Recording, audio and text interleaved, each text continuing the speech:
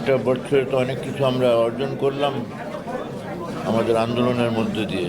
সেই আন্দোলনকে আমাদের অব্যাহত রাখতে হবে, যেন আন্দোলনের মধ্যে দিয়ে জনগণের ঐক্যকে আমরা সুসংগত করতে পারি এবং জনগণের ঐক্যকে সুসংগত করে কিন্তু আমরা যা কিছু অর্জন করতে পারবো সেটাই করা যাবে। সেই কারণে জাতীয় ঐক্যর উপর আমরা সবসময় গুরুত্ব দিয়ে এসেছি, কেন বিভাজন যেখানে হয় সেখানে আমাদের শক্তি কমে যায়। অর্থাৎ আসুন আমরা সবাই মিলে রাজপথের আন্দোলনের ভাবে মধ্যে দিয়ে দেশের মূল লক্ষ্যগুলোকে আমরা অর্জন করেছি, সেইভাবে আমরা রাজপথের আন্দোলনে আরও জোরদার করি, জনগণের ঐক্যকে আরও সুসংগত করি এবং জনগণকে নিয়েই আমাদের মূল লক্ষ্যগুলোকে বাস্তবায়িত করতে থাকি। আমাদের এবছরে অনেক কিছু আমরা অর্জন করেছি, সেগুলোকে ধরে রেখে আমাদের সামনের দিকে তাকিয়ে দেখি সমাজে যেসব আজকে যে সমস্যাগুলো দেখা দিচ্ছে সেগুলো একটা ভয়াবহ আকার ধারণ করছে, যেমন দুর্নীতি, সন্ত্রাস।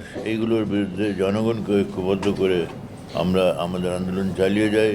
সমাজকে দুর্নীতিমুক্ত, সন্ত্রাসমুক্ত করে একটা সুস্থ সমাজ আমরা গড়ে তুলি, যেটা নিয়ে আমরা দেশের মূল লক্ষ্যগুলোকে অর্জন করতে পারি। আজকে স্বাধীনতা দিবসে এই শপথ নিয়ে আমরা এখান থেকে বেরোই যে আমাদের সুসংগত হোক, ঐক্যকে আরও আমরা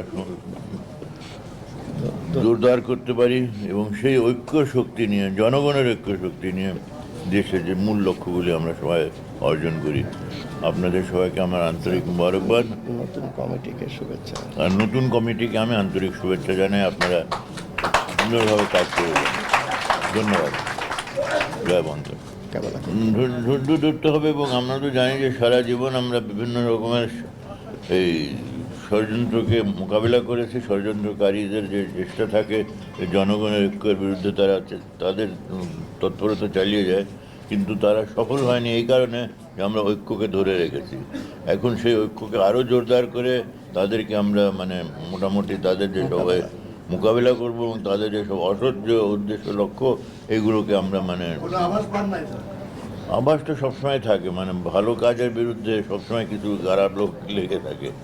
জন আকাঙ্ক্ষা অনুযায়ী সংবিধান সংশোধন করা যেতে পারে, অর্থাৎ সংবিধান জনগণের জন্য, রাষ্ট্রের জন্য, জনগণ এবং রাষ্ট্রের প্রয়োজনে সংবিধান সংশোধন করা যেতে পারে, কিন্তু ৭২-এর সংবিধানকে কবর রচিত করা হবে।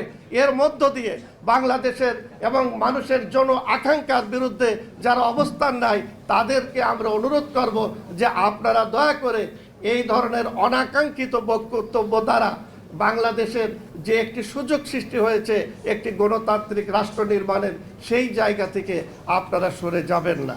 হচ্ছে ৭২-এর সংবিধানের কবর রচনা। আমি জানি না যে এরা কি বুঝে বলছে না বুঝে বলছে, এরা কোন দেশে দাঁড়িয়ে বলছে।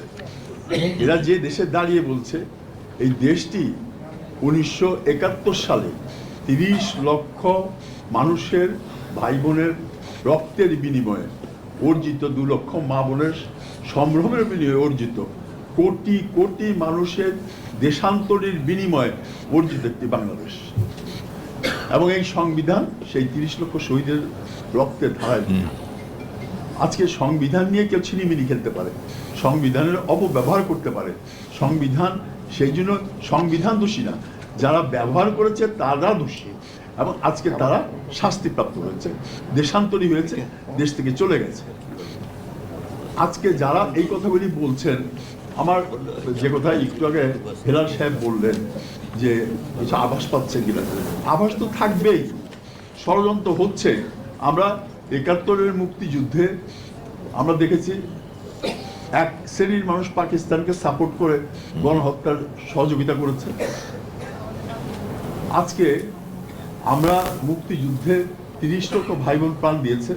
তো সুতরাং এই বাংলাদেশকে যদি আমরা ঐক্যবদ্ধ রাখতে না পারি, এই বর্তমান যে পরিস্থিতি হয়েছে, এই পরিস্থিতিতে যদি ঐক্যবদ্ধভাবে আমরা এগোতে না পারি, তাহলে এই যে শেষ যে আন্দোলনটা হয়ে গেল, ৭১-এর মুক্তি, ৫২ ভাষা আন্দোলন, ৭১-এর মুক্তিযুদ্ধ এবং এরপরে স্বৈরাচারী এরশাদ বিরোধী আন্দোলন, এর পরবর্তী পর্যায়ে এই ২৪-এর যে আন্দোলন হয়ে গেল, সেই আন্দোলনটা ব্যর্থ হতে বাধ্য যদি আমরা জাতীয়ভাবে ঐক্যবদ্ধ থাকি। করতে না পারি, এবং আমাদের মূল চেতনা যেটা মুক্তিযুদ্ধের চেতনা, সেটাকে আমরা মূল্যায়ন করতে না পারি।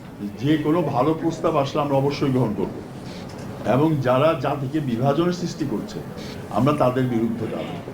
আজকে কমিউনিস্ট পার্টি সহ অন্যান্য রাজনৈতিক সংগঠনগুলি যে একটা জাতীয় ঐক্যের কথা তারা বলছেন, আমরা এটাকে অ্যাপ্রিসিয়েট করি, আমরা এটাকে ধন্যবাদ জানাই, এবং আমরা আশা করি যে এই যে কথাগুলি তারা বলেছেন অবশ্যই গণতান্ত্রিক শক্তিগুলির একটা জাতীয় ঐক্য, এবং সেই ঐক্যের কথা আমরা বলে আসছি, এবং তারাও কিন্তু ঐক্যের কথাই বলছেন।